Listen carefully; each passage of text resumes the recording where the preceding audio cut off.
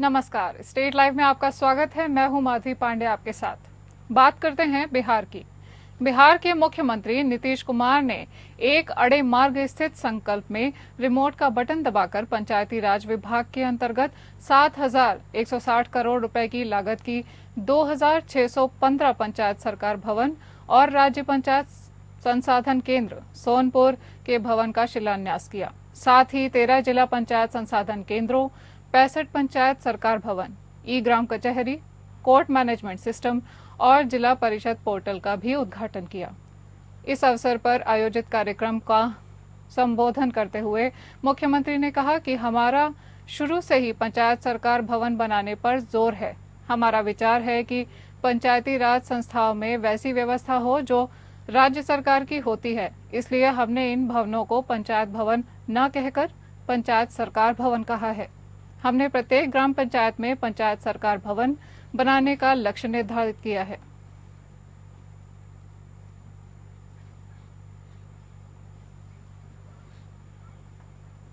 BJP सांसद प्रदीप सिंह के विवादित बयान के बाद अररिया में काफी आक्रोश नजर आ रहा है। करीब 1 घंटे के लिए शहर के गौढ़ी चौक पर सैकड़ों की भीड़ ने जाम कर दिया और सड़क पर आगजनी की। मौके पर भारी संख्या में पुलिस बल की तैनाती रही। एएसपी ने भीड़ को समझाने की कोशिश की। तस्वीर में साफ तौर पर देखा जा सकता है कि युवा हाथों में लाठी डंडे लेकर सड़क पर किस तरह से उत्पात मचा रहे हैं। इनकी मांग है कि बीजेपी सांसद प्रदीप सिंह अपने विवादित बयान पर माफी मांगे।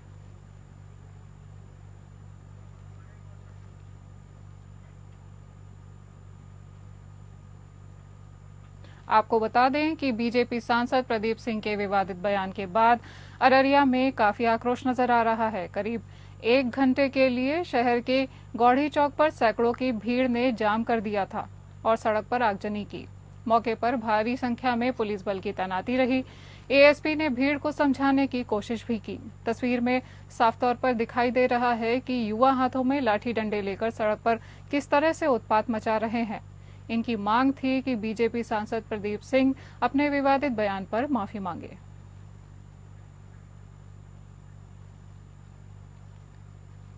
सांसद प्रदीप कुमार सिंह के दिए बयान पर अररिया में हंगामा हुआ। उस पर सांसद ने संवाददाता सम्मेलन आयोजित किया। इसमें अपनी प्रतिक्रिया देते हुए सभी लोगों से अपील की है और कहा है कि अररिया गंगा जमुनी तहजीब वाली जगह है। यहाँ पर सभी लोग मिलजुल कर रहते हैं। प्रदीप कुमार सिंह ने कहा है कि मैं सभी लोगों का सांसद हूं, चाहे वह हिंदू हो या मुसलमान हो, लेकिन राजनीति के तहत इस तरह का माहौल बनाया जा रहा है जो काफी दुखद है। उन्होंने सभी लोगों से अपील करते हुए कहा कि सभी लोग भाईचारे के साथ रहें। यह हम सबका अररिया है। यह जो विदेश विरोध 2 दिन से चल रहा है, वह जो हमारे विपक्षी हैं उनके पास कोई मुद्दा नहीं है। इसलिए ऐसा मुसलमान वोट के लिए किया जा रहा है, क्योंकि मुसलमान का भी वोट हमको मिल जाता है। उन्होंने लगता है कि आने वाले दिनों में विधानसभा चुनाव है, झूठ बात फैलाकर, दुष्प्रचार कर, भ्रम फैलाकर वोट की राजनीति करते हैं। वहीं तेजस्वी यादव के बयान पर अपनी प्रतिक्रिया देते हुए कहा कि तेजस्वी यादव ने जिस प्रकार से कहा कि ईंट से ईंट बजा देंगे, ये दुखद बयान है। उन्होंने कहा कि अगर मैंने गलत बयान दिया था तो उस बयान की जांच कर उचित कार्यवाही की बात कहनी चाहिए थी, लेकिन तेजस्वी यादव ने ऐसा नहीं कहा। उन्होंने मुझे प्रमाण पत्र की जरूरत नहीं है, जनता सब जानती है।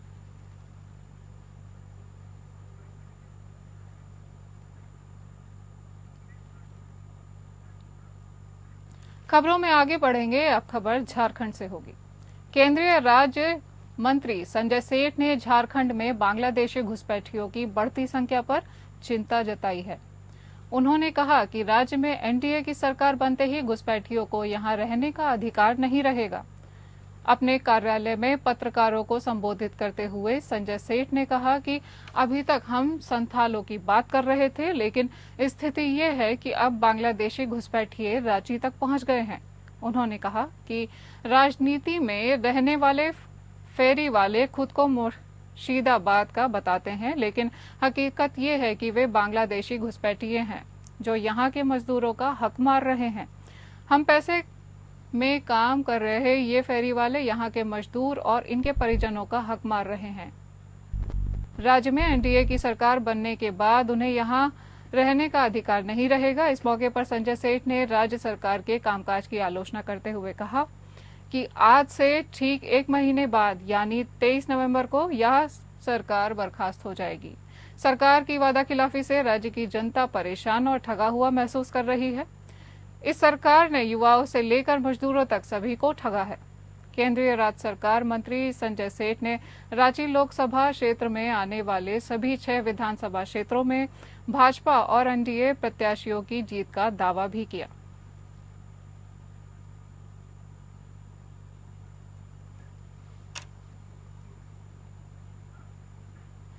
चतरा सदर थाना के सामने आयोजित राजद प्रत्याशी रश्मि प्रकाश के नामांकन सभा में पूर्व डिप्टी सीएम तेजस्वी यादव शामिल हुए। उन्होंने जनसभा में संबोधन के दौरान बीजेपी पर जमकर हमला बोला। जनसभा को संबोधित करते हुए तेजस्वी यादव ने कहा कि भाजपा के लोग विधायकों की खरीद फरोख्त करते हैं। हम नौकरी, शिक्षा और बेरोजगारी की बात करते हैं तो वे हिंदू मुसलमान की बात करते हैं। तेजस्वी यादव ने कहा कि अगर श्रम मंत्री सत्यानंद भोक्ता से गलती हुई है तो तेजस्वी यादव माफी मांगने का काम करता है। कोई नाराजगी मत रखिए, ये लड़ाई बड़ी लड़ाई है।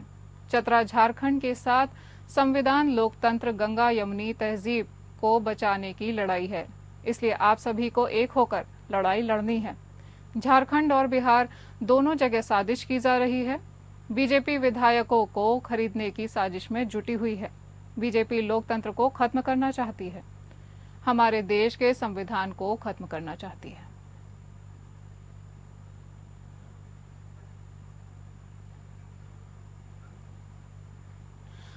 रांची विधानसभा चुनाव के लिए गुरुवार को इंडिया गठबंधन की जेएमएम प्रत्याशी महुआ मांझी ने नामांकन पत्र दाखिल किया। जेएमएम ने दूसरी बार उन पर भरोसा जताया है। नामांकन के दौरान ढोल नगाड़ों के साथ भारी संख्या में समर्थक जुटे। वहीं एनडीए गठबंधन की तरफ से भाजपा प्रत्याशी सीपी सिंह ने नामांकन दाखिल किया।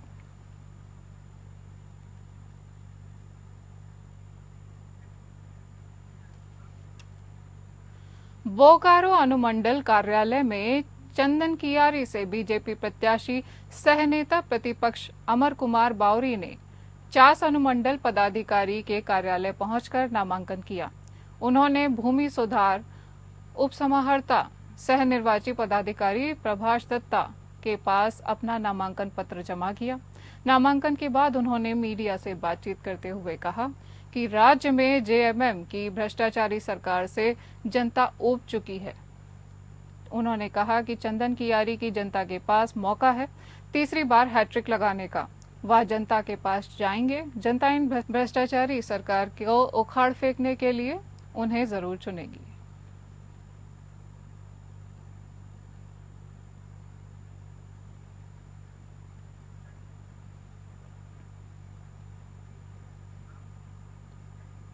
चंदन कियारी के जेएमएम कैंडिडेट उमाकांत रजक ने बोकारो के चास अनुमंडल कार्यालय में पहुंचकर भूमि सुधार उपसमाहर्ता सह निर्वाची पदाधिकारी प्रभाष दत्ता के समक्ष नामांकन दाखिल किया। नामांकन के बाद जेएमएम प्रत्याशी उमाकांत रजक ने मीडिया से बातचीत करते हुए कहा कि तीर कमान श्री राम का प्रतीक है और इसी तीर धनुष से रावण का वध हुआ था। यही तीर धनुष आज अराजकताओं को समाप्त करेगा और विकास की लहर लाएगा। उन्होंने कहा कि चंदनयारी में आपसी सौहार्द 10 वर्षों से बिगड़ा है। ऐसे में विकास के साथ आपसी सौहार्द को फिर से स्थापित किया जाएगा और राज्य में हेमंत सोरेन को फिर से मुख्यमंत्री बनाया जाएगा। उन्होंने कहा कि हेमंत विश्व शर्मा से यह पूछना चाहिए कि पाकुड़ का एनडीए कैंडिडेट घुसपैठिया है या नहीं। इसका जवाब पहले हेमंत और एनडीए नेता देने का काम करें। विभाजन की नैरेटिव सेट कर चुनाव लड़ने की कोशिश कभी सफल नहीं होगी।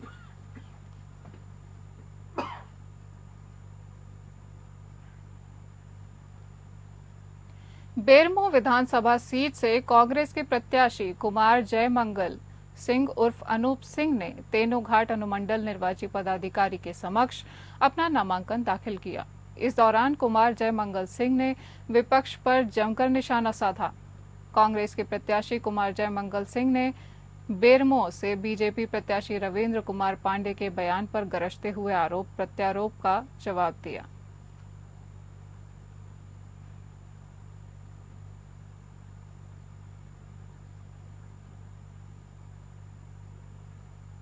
बेरमो विधानसभा सीट से एनडीए के भाजपा प्रत्याशी पूर्व सांसद रविंद्र कुमार पांडे ने नामांकन किया। रविंद्र कुमार पांडे ने तेनूघाट अनुमंडल निर्वाचन पदाधिकारी के सामने अपना नामांकन दाखिल किया। रविंद्र कुमार पांडे का मुकाबला इंडिया गठबंधन के कांग्रेस प्रत्याशी कुमार जयमंगल सिंह से होगा।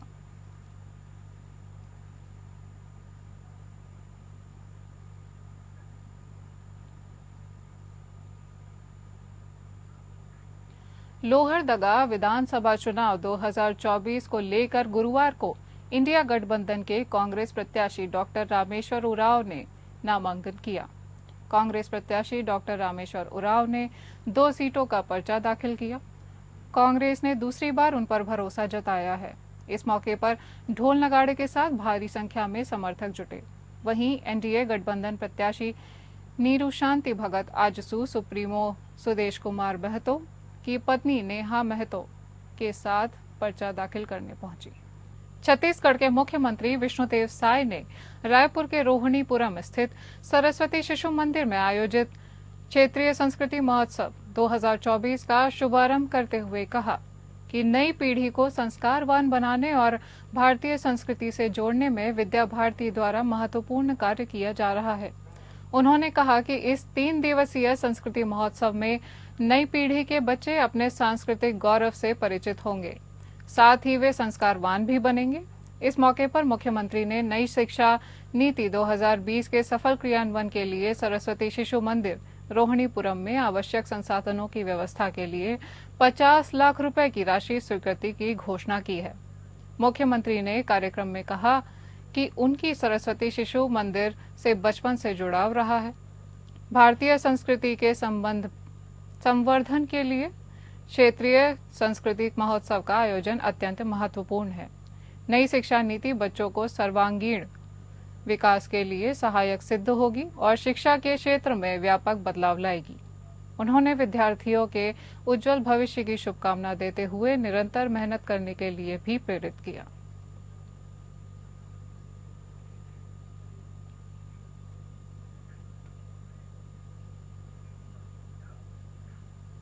रायपुर निगम जोन 10 ने वार्ड 53 में देवपुरी में 2 अलग अलग स्थानों में लगभग 5 एकड़ निजी भूमि पर की जा रही अवैध प्लांटिंग पर अवैध सीसी मुरुम रोड को काटकर तत्काल रोक लगाई गई है। रायपुर नगर निगम ने अभियान चलाकर जोन 10 के बाबू जगजीवन राम वार्ड नंबर 53 के तहत देवपुरी में कुर्सी फैक्ट्री के पीछे माइलस्टोन चॉइस सेंटर के पास और वर्धमान नगर जाने वाले मार्ग की ओर 2 भिन्न स्थानों में लगभग 5 एकड़ निजी भूमि पर अज्ञात व्यक्तियों द्वारा की जा रही अवैध प्लांटिंग की जानकारी मिलते ही इस स्थल पर पहुंचकर बनाई गई अवैध सीसी मुरुम रोड को 3D मशीन की सहायता से काटकर वहां जाने का मार्ग बाधित कर तत्काल कारगर रोक लगाई गई है। जोन 10 के कमिश्नर ने नायब तहसीलदार रायपुर को पत्र लिखकर उन 2 स्थानों की भूमि के स्वामियों की जानकारी शीघ्र निगम जोन 10 के नगर निवेश विभाग में भिजवाने का अनुरोध किया है। तहसील कार्यालय से जानकारी आते ही नगर निगम जोन 10 नगर निवेश विभाग द्वारा निर्देशानुसार संबंधित अवैध प्लांटिंगकर्ताओं के विरुद्ध संबंधित पुलिस थाना में नियमानुसार कानूनी कार्यवाही के लिए नामजद एफआईआर दर्ज करवाने की कार्यवाही की जाएगी।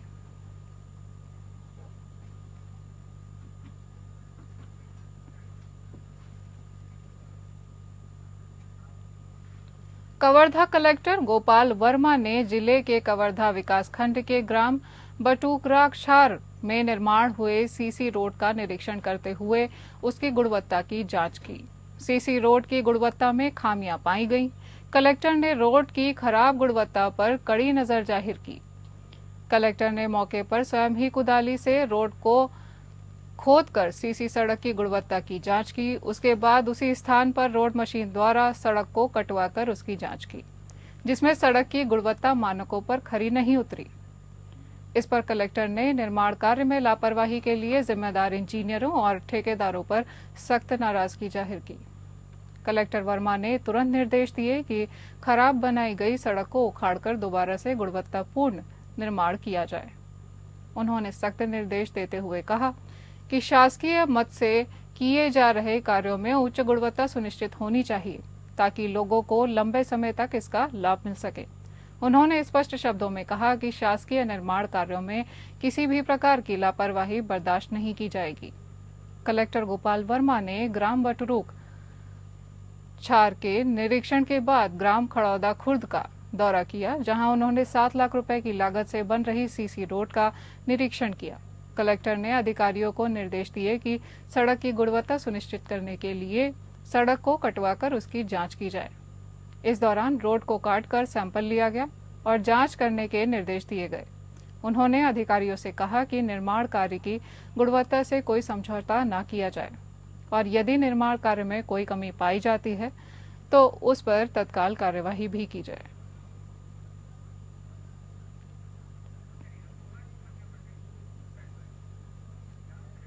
अब बात करते हैं मध्य प्रदेश की। पूर्व मुख्यमंत्री शिवराज सिंह चौहान के सांसद बनने के बाद बधौनी विधानसभा क्षेत्र में 13 नवंबर को उपचुनाव होना है।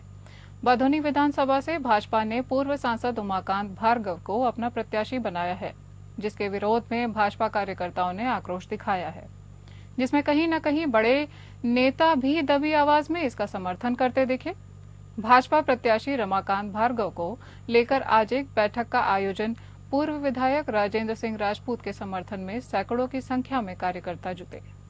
वहीं कार्यकर्ताओं की एक ही मांग है कि रमाकांत भार्गव का टिकट काटकर राजेंद्र सिंह राजपूत को दिया जाए, जिसको लेकर काफी हंगामा किया गया।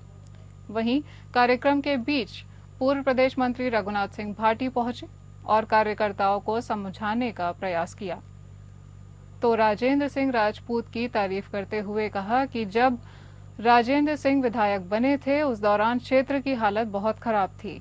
इनका काफी प्रयास रहा है, जिसके बाद क्षेत्र में विकास कार्य हुए। वहीं 2.5 साल के कार्यालय के बाद इन्होंने अपनी सीट पूर्व मुख्यमंत्री शिवराज सिंह चौहान के लिए छोड़ी थी और शिवराज मुख्यमंत्री बने और क्षेत्र का विकास किया। इस बीच कार्यकर्ताओं ने हंगामा करते हुए मांग की, जिस प्रकार पूर्व में राजेंद्र सिंह राजपूत ने सीट छोड़कर पूर्व सीएम शिवराज सिंह चौहान को सीट दी थी, इसी प्रकार अब यह सीट राजेंद्र सिंह को दी जानी चाहिए। वहीं कार्यक्रम में पहुंचे पूर्व विधायक रामपाल सिंह ने जैसे ही अपना संबोधन शुरू किया, मौजूद लोगों ने जमकर हंगामा करना शुरू कर दिया और इस हंगामे के बीच अपनी बात को अधूरी छोड़ते हुए रामपाल सिंह वहां से चले गए।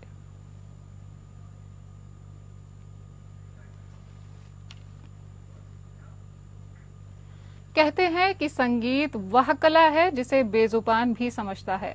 ऐसा ही नजारा इन दिनों ग्वालियर जिले के भीतरवाड़ गौशाला में देखा जा रहा है, जहां पर पहुंचने वाले बीमार गौवंश को इलाज के साथ साथ म्यूजिक थेरेपी से ठीक किया जा रहा है। जब इस गौशाला में डॉक्टर घायल अवस्था में पड़ी गायों का इलाज करते हैं तो उस दौरान बांसुरी की धुन उन्हें सुनाई जाती है। ऐसा अद्भुत दावा है कि इस गौशाला में बांसुरी सुनकर बीमार पड़ी गाय मौत के मुंह से लौट आती हैं। बांसुरी की तान से 80% गाय ठीक हो रही हैं। वेदों में भी लिखा है कि द्वापर युग में भगवान श्री कृष्ण और गायों के मध्य की जो कड़ी थी वो बांसुरी थी और उससे निकलने वाला सुरीला संगीत था, जिसे सुनकर वृंदावन में गाय दौड़ी चली आती थी। मुरली की तान में इतनी ताकत है कि इसे सुनकर गंभीर घायल और बीमार गाय स्वस्थ हो जाती हैं। शायद इसीलिए गौशाला के गौसेवक दावा करते हैं कि इस प्रयोग में 80% से ज्यादा मरणासन्न गाय ठीक होकर अपने पैरों पर खड़ी हो जाती हैं।